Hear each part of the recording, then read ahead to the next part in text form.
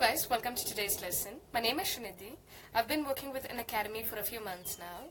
I teach English grammar on this platform. You guys can follow me on Unacademy by downloading the Unacademy learning app on your phone, and please do check out the YouTube channel as well. So in today's lesson, we're going to learn about noun clauses. So let's get started.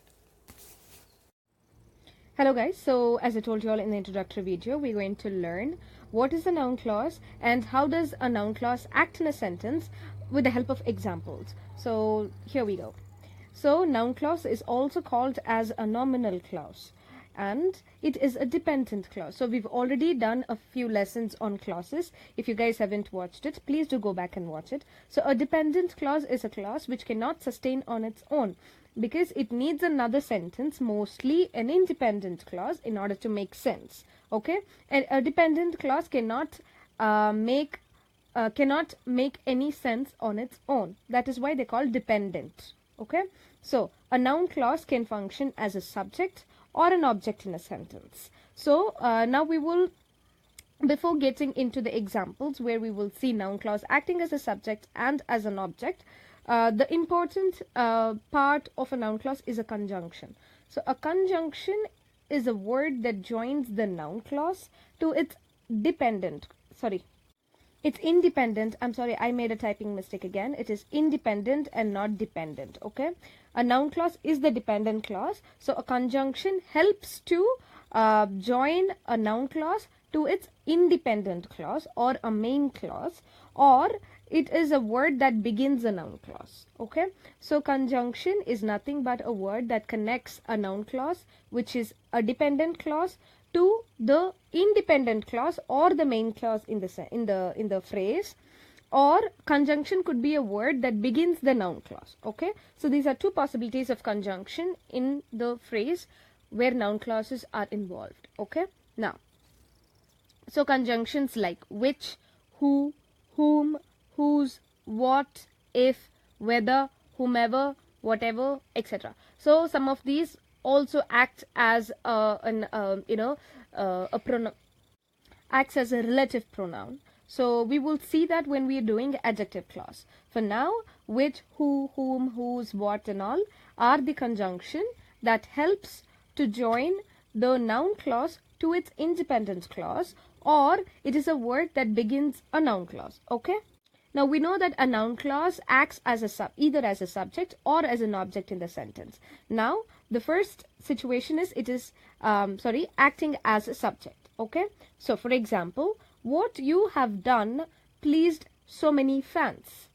What you have done pleased so many fans. This is a sentence. In this, now we will have to pay attention to each and every word because they play a unique role in the sentence. Now, first one is what. What is a conjunction in the sentence? It is the beginning of the noun clause. And you is the subject. Have done is the verb. Pleased again is the verb. Many fans is an object. So for now, what is the conjunction? You is the subject. Have done is the tense verb, and pleased is also a tense verb. So a sentence might have more than one tense verb. When we say tense verb, it is a verb that is conjugated and also modal verbs, not infinitives. Infinitives are not tense verbs. Okay, so here we have we have two verbs, that is have done and pleased. So so the subject for the verb have done is you, and the subject for the verb pleased is what you have done. What pleased many fans? What you have done pleased many fans. So what you have done becomes the noun clause in the sentence. Okay, now please pay attention. I'll repeat it again because noun clause is quite confusing. What is a conjunction? You is the subject. Have done is the first verb in the sentence. Pleased is the second verb in the sentence. So we will need subjects for every verb in the sentence. So the first verb have done has a subject, that is you. The second verb pleased, the subject for that is the entire noun clause. What you have done. What pleased the fans? What you have done pleased the fans. So what you have done entirely becomes a noun clause. Okay, in this sentence it is acting as a subject for the verb pleased. Okay, now next one. whomever wants to know must contact me. Again, whomever is the conjunction here. Wants is the verb. To know is the infinitive. It is not a tense verb. All you have to do in a noun clause is identify the tense verb. So tense verb. So it becomes easier for you to identify the noun clause at the end. So whomever is the conjunction. Wants is the verb. To know is the infinitive. Must contact. Here must, being a modal verb, acts as a tense verb. So modal verbs are also included under tense verbs. Contact is also a verb. Contact me is the subject. Me is the object.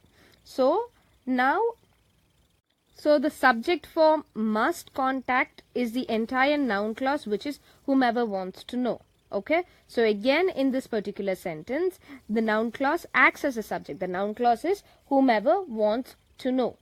Okay, now when a noun clause acts as an object, so first example is, please ask your sister what we're wearing for the party. What we're wearing for the party. Okay, so now, so here this part is an imperative sentence. So obviously the subject is you, which is understood. So you is the subject, please ask is the verb, who, so object is your sister, and we have again what is a conjunction, we is a subject, are wearing is the verb for the party.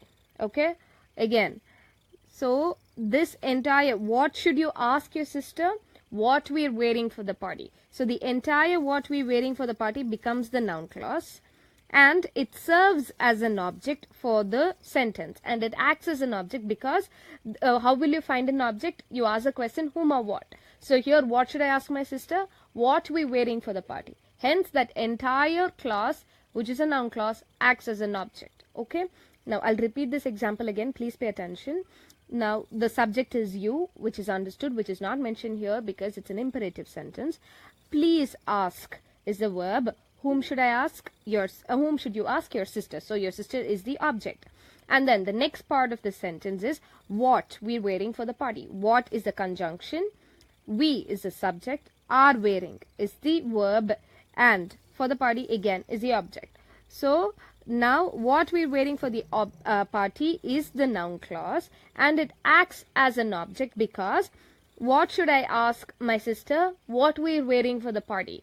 So how will we find an object? By asking the question whom or what. So here the question is what we're wearing for the party, and hence it acts as an object. The entire noun clause acts as an object. Okay, now next one, you know what you have done. So like the previous one, you is a subject, know is a verb. The next part is what, conjunction, subject. You have done is the verb. So again, you know, what do you know? What you have done. You know what you have done. So the entire noun clause, which is what you have done, acts as an object in this particular sentence. Okay, so if you notice, when there is a conjunction, that entire part becomes a noun clause. So that's exactly what I said when the conjunctions are important in the sentence. Now, noun clause is not a question. So whenever you have question format of whenever you have an interrogative sentence, please take out the question when you are mentioning the noun clause. So when we see what in the sentence, it is not interrogative in nature because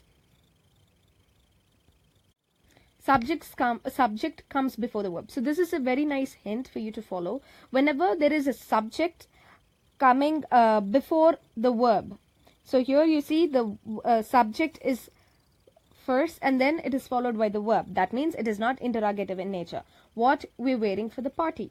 This is not an interrogative sentence, but you might hear people saying it orally. What we're wearing for the party. What we're eating for dinner. So this is orally accepted, but in the written format you will always have to inverse the subject and the verb. So the proper format of asking a question, what are we wearing? So if you see what are we wearing, then it is a question. But if you see what we wearing, that is what followed by the subject followed by a verb, it is not a question. Okay, so here are a few sentences which I would like to explain. First one is, do you know if he is coming? So please pay attention, there is a question mark here. So again, you is a subject, know is a verb. Know what if he is coming. So if he is coming being the noun clause acts as an object, because in the sentence, do you know? You know what? Obviously the answer will be an object. So if he is coming is a noun clause, acts as an object in the sentence. Next one. What she said was sad. So conjunction, subject, verb. Again another verb. So for this verb, the subject is the entire noun clause. What she said is the subject for, is the subject for the verb was sad, and what she said is again the noun clause. Okay. Next one. Can you guess what I want? So you is a subject, guess is the verb, what is a conjunction, I is a subject again, want is the verb. So for this verb, so after the verb, if you ask a question, can you guess what I want? So what I want is a noun clause and it acts as an object in this sentence. Okay, look at the last one. John asked me where his book was. So John is a subject, asked is a verb, me is the object, where is the conjunction, his book is a noun and was is the verb. So John asked you, what did John ask you? Where his book was. So again, where his book was is a noun clause and it acts as an object in this particular sentence. So in order to be perfect with noun clause and other clauses, you will have to know subject, verb and object. So if you guys have any doubts on direct, indirect, object and other clauses, please do go back and watch the previous videos because they're interrelated and it might seem a little difficult when you start from the middle. So that's it for today. I'll see you guys in another lesson with adjective clause. Until then, bye bye.